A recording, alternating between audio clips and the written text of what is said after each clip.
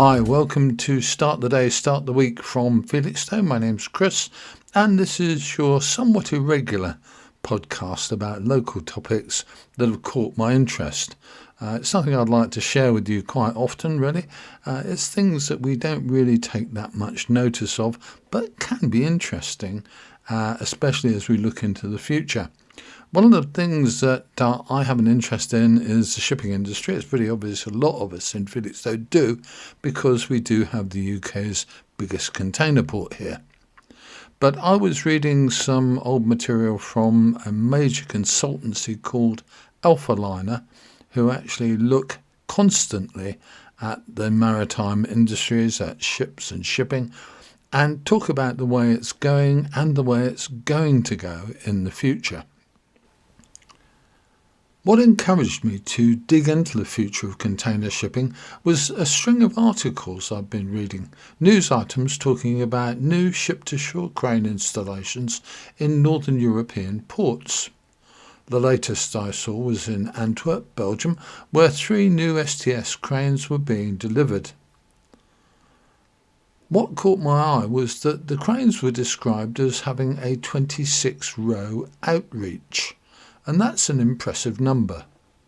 The biggest container ship afloat and in service right now is the MSC Tessa, but her overall dimensions, around 400 metres by 61.5 metres, or 1,312 feet by 202 feet, are exactly the same as many other Megamax ships, all really the biggest in the world in sheer overall size. The thing that makes her the largest is that MSC Tessa has space or slots to carry 24,116 TEU, that's 20-foot equivalents of boxes, 100 odd boxes more than her nearest rival. And even more importantly, she's exactly 24 rows of containers wide, exactly the same as those rivals. So here's the big question. Why are container ports buying cranes that can work with ships that don't exist? Container ships that are 26 rows of containers wide. It's got to be because shipping lines are telling ports that that's what they'll have floating out of building docks in the next few years. Now back to the Alphaliner consultancy, where they really do know lots about ships and shipping. In 2021, they published a feature about what they saw in the future, and that's what we'll talk about next. Their main prediction was that container ships will grow in both length and breadth, adding 25 metres or 82 feet in length and either 2 or 5 metres in breadth. Calling this size of ships Gigamax as opposed to the existing Megamax.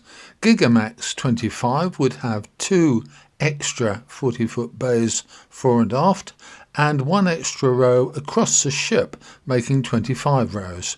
It could carry up to 27,140 TEU. Gigamax 26 would have the same 2 extra 40-foot bays fore and aft, but 2 extra rows across the ship, making 26 rows.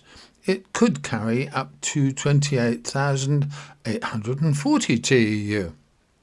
Both Giga designs would require the same depth of water as existing Megamaxes, so no extra high-cost dredging would be needed.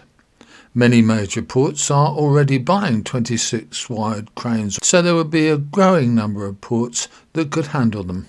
From the shipping line's point of view, the key factor seems to be a reduction in cost per container carried and a similar reduction in unit CO2 generation and therefore cost.